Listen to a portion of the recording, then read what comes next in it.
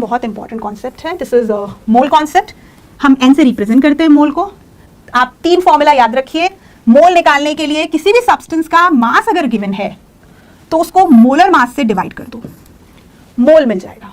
ठीक है, अगर आपको किसी भी सब्सटेंस के पार्टिकल्स गिवन है, आपको मोल नहीं गिवन है, आपको पार्टिकल्स गिवन है, तो आप क्या करोगे, गिवन पार्टिकल जो भी हैं एवोगैड्रो नंबर से डिवाइड कर दीजिए, Na या N naught, whatever the terminology you are using, divide कर दीजिए।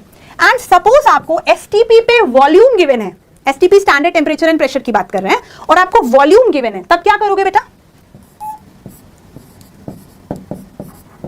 एक स्टैंडर्ड कंडीशन कि एसटीपी पे 1 मोल ऑफ द गैस का वॉल्यूम 22.4 लीटर होता है या फिर 22400 ml होता है, तो आप 22.4 लीटर से डिवाइड कर दीजिए if you are taking this in litre. ठीक है, ये है आपका पूरा मोल कॉन्सेप्ट। 1 मोल किसी भी सब्सटेंस का है तो उसके अंदर पार्टिकल कितने होते हैं, 6.022 into 10⁻23 which is the value of Avogadro number, इतना। ठीक है, and if you are taking 1 mole of gas then its volume is 22.4 litre, that's it. ठीक है, चलिए तो अब इसी के कंटिन्यूएशन में एक और फॉर्मूला बताती हूं। आगे चल के कॉन्सेंट्रेशन टर्म्स आएंगी जहां पे हम पढ़ेंगे मोलारिटी के बारे में। आपको पता है मोलारिटी क्या होता है किसी भी सब्सटेंस का?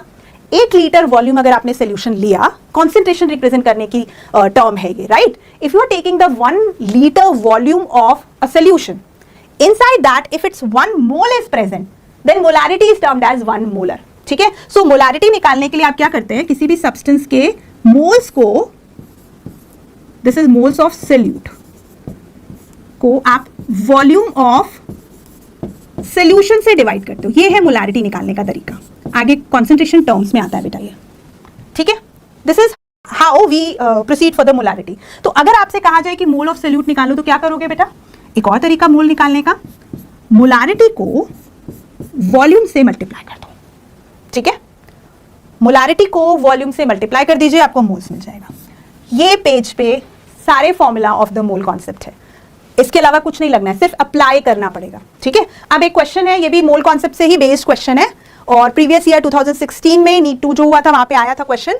Suppose the element x and y combine to form 2 compound. देखिए मैथ, सिंपल मैथ्स अगर आती है तो क्वेश्चन बड़े आराम से हो जाएगा।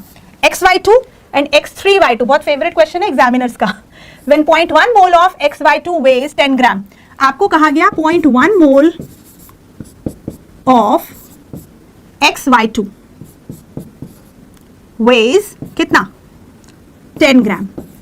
सो 0.1 की जगह अगर ये 1 मोल होता तो how much it would be, so 10 by 0.1 it would be 100 ग्राम, यानी कि 1 मोल का मास मिल गया आपको, मोलर मास मिल गया। तो फर्स्ट इक्वेशन आपकी बन गई। मान लीजिए कि xy2 में जो x का मास है वो x ही ले लो और y का मास, एटॉमिक मास y ले लेते हैं ना। So can I just right that x plus 2y,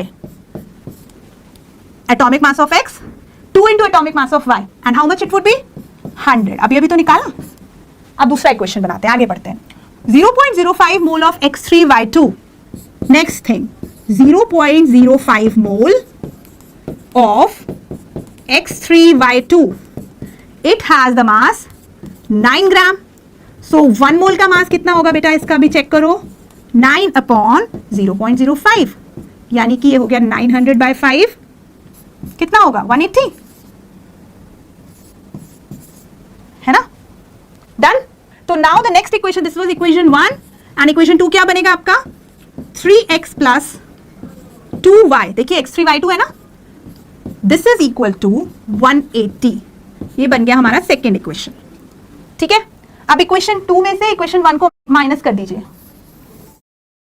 equation 2 में से इक्वेशन 1 को माइनस अगर करोगे तो y कैंसिल हो जाएगा, 3x minus x यानी 2x इज इक्वल टू 80 और x is equal to 40। Am I right? Again the simple mathematics, लगाया, सॉल्व किया, x की वैल्यू आ गई। अब देखिए y की वैल्यू, x की वैल्यू सिर्फ 40 यहां मैच करी और यहां, तो ऑप्शन ए भी तो चला गया। अब आगे देख लेते हैं, आपको यहां पे दिख रहा है x plus 2y is 100, so 2y is equal to 60, y is equal to 30। ठीक है, 40 एंड 30, ऑप्शन 3।